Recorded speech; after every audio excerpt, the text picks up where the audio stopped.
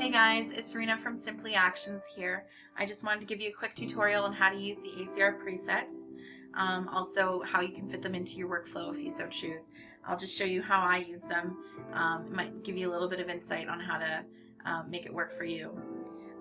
So first we're looking at Adobe Bridge right here. This is the CC version. So what I do is I shoot my session all onto an SD card.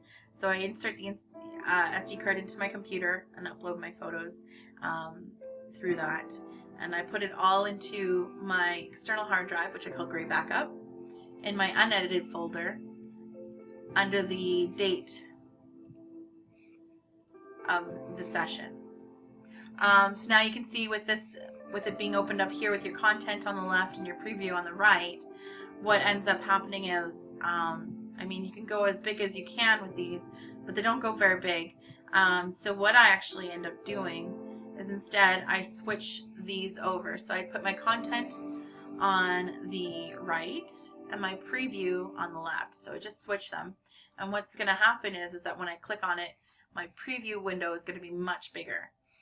The other reason why is because in my preview window, if I want to, I can use my magnifying glass here and I can click on the, and wait for it to load, and then I can see if I've nailed my focus yet or not with this image, and then that can help me, choosing my images as I call through.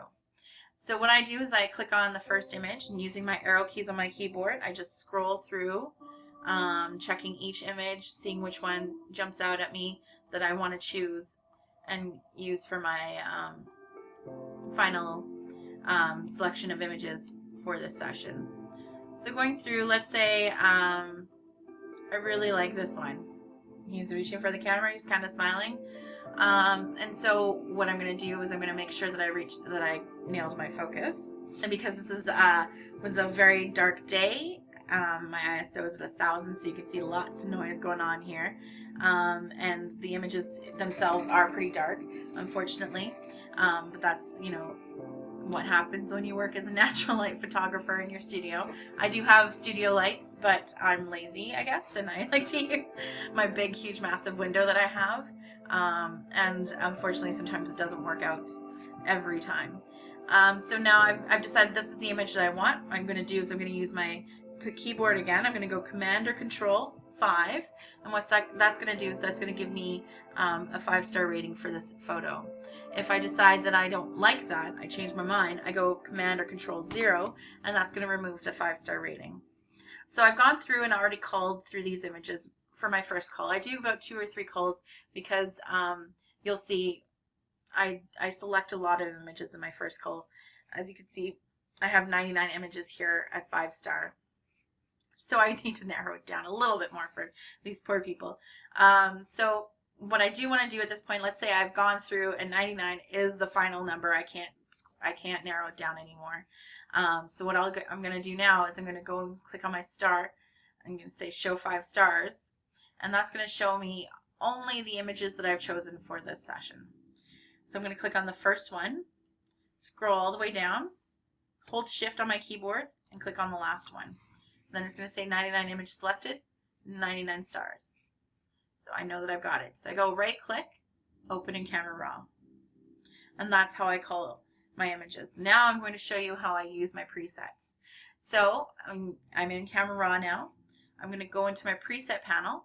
And now, being that this is a darker image, I can show you right now my favorite preset for darker images when I want to bring them and brighten them up.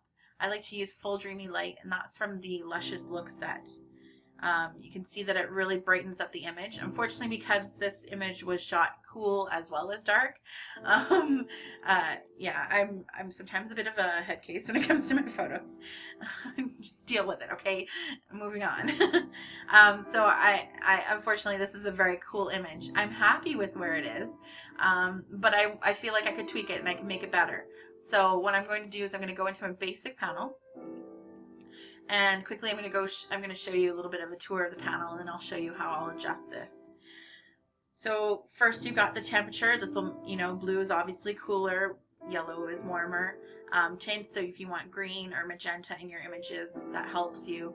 Exposure, to the left is dark, this way is brighter, contrast less, more. So highlights, if you find that, you know, the highlights are a little bright on his face, like let's see, you know, if we were here, the highlights would be pretty bright, so we bring them down, and that'll kind of bring your highlights down without, I mean, that was a drastic move, but normally it doesn't really affect your exposure too much. Your shadows, we can bring some light into your shadows. Whites, we can take down the highlights a little bit more, that sort of thing. Blacks will bring some light into your shadows again, but don't go too much or else you lose your contrast. So you still want a bit of a contrast there. Clarity is something that I don't like to play too much with. If I do, I stay within like the +10 or the -10, because anything too far to the extreme can be really ugly. So I don't like to do much more than that. So if we stick with, you know, within that 10 range, you'll be happy. The vibrance is to add vibrance to the colors, of course, and saturation is to either saturate or desaturate the image. So it's pretty self-explanatory. I mean, these are really easy to get used to playing with, and just fiddle with them and see what you like best. I would stick in this panel when you're tweaking your presets. I wouldn't venture out into these ones unless you've had experience with Adobe Camera Raw, because it could really, you know, confuse things, and I mean, it really ends up altering the final look of the preset. So if you're feeling like your tweaks in here aren't making you happy, then go back and see if there's a better preset for you. So now at this point, I'm happy with this edit. The only thing I'm not happy with is the temperature. I feel like it's too cool. This is blue, his shirt is blue, and I don't like that. So my way of cheating, instead of, you know, fiddling with this, is I take the eyedropper tool, and as long as I'm clicking on something that is white, or something that is black, or something that is close to 50% gray as I can, you know, eyeball it to, I know that I'm going to get a pretty accurate reading of the white balance. So for instance here, I'll click on the white background, and that's pretty good. You know, I can click on the white shirt, and that's going to be a little bit warmer. Click on this, it's going to be a little bit more magenta. So I'm going to stick with the backdrop. I liked what I got there. I might cool it off just a little bit more. I might add a little bit of magenta too. I'm going to add exposure. There we go. And bring the highlights down. There we go. I'm happy with this. I'm really happy with this.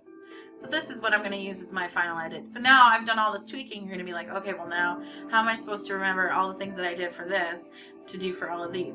Well, friend, instead of doing that, you're going to go ahead and click on the last image of this section. So for instance, the last image, so I've done the family together, mom and baby, and dad and baby, and I'm going to click at the bottom of that because that's all I want edited this way. And I'm going to click synchronize, click OK, and then everything's going to be batch edited. So I would suggest that you go through and make sure everything's good, that there's nothing too overexposed, nothing too underexposed. Just do a quick little double check, but that should pretty much set you up. You're pretty much edited. These images are pretty much completed. Then you just go into your next, you know, set of photos and edit them the way that you want. So I mean, using the synchronize tool has really assisted me in having more consistent edits, and it's also helped me with my, you know, speeding up my workflow. So I really love presets for this. I'm going to quickly show you real quick how to remove your grain or your vignettes, because sometimes that can be a little bit not so fun, so I can help you with that as well. Maybe that won't work on your image, and I want you to be able to take those off if you need to.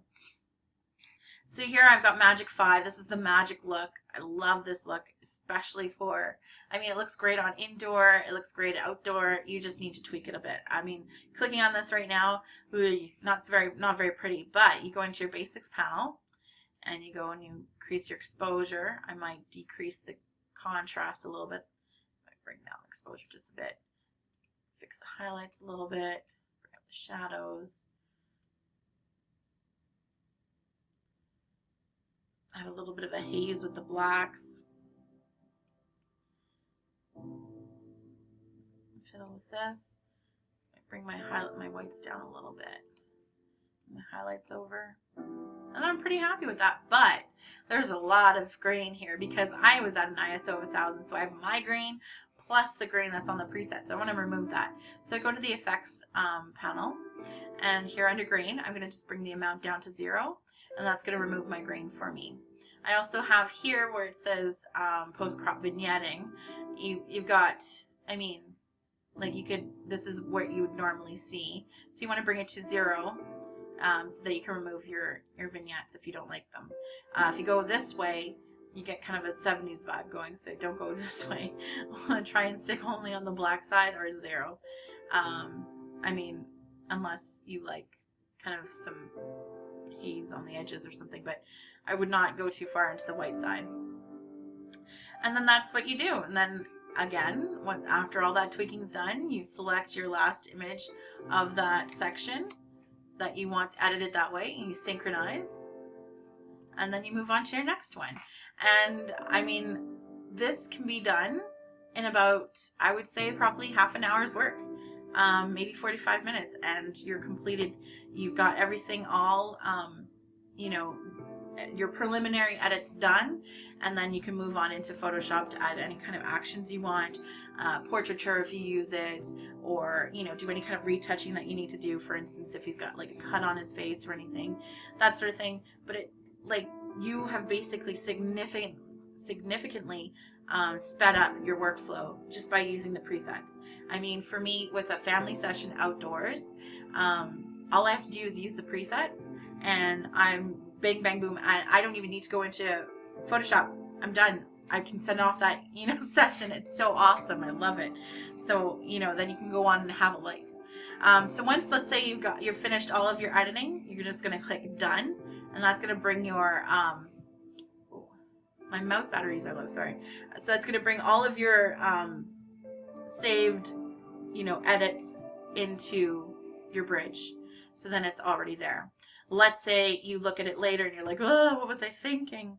And you don't like it anymore. Just right click and open in Camera Raw. And then you just go right here to this drop down menu and go Camera Raw Default. Let's say you do that and you're unhappy. Just click this one and open up in Camera Raw. Make sure this one's clicked. Use this one and then just synchronize it again, and you're back on track.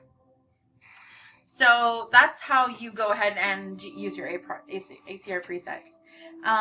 The last thing I want to show you is how to export them. So you just click on your top image, click on your bottom image, and these are all edited, let's say.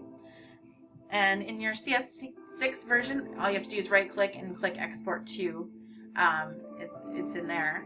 Or if you use the CC version, like I have, go to Tools, Photoshop, Image Processor. Then you just choose the folder that you want these images to go into, and then you click Run, and everything is going to be turned into a JPEG for you, easy to use, and you don't even need to stay at the computer. You can just walk away, and it's going to go through it for you. And then when you get back, you're going to have a folder that's going to have these images as a JPEG ready for you, so that next time you're ready to work with them in Photoshop, they're there for you. So basically, this is how I have run my workflow with ACR presets. I absolutely love using them. It has significantly sped up my workflow. I can't stress that enough. So I'm super happy with them, and I hope that you enjoy playing with them.